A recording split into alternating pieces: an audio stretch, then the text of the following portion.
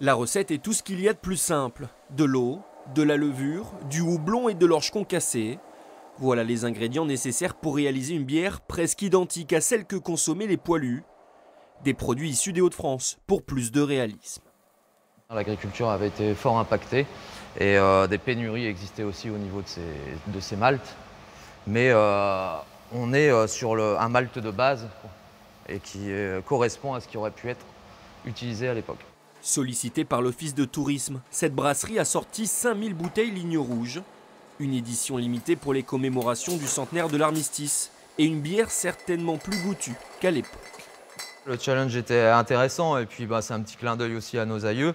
De voir un peu comment ils auraient pu faire, mais très difficile d'affirmer qu'elle avait la même consistance du fait de la pauvreté des grains à cette époque. Grâce à une production plus sophistiquée, le résultat est finalement léger en bouche.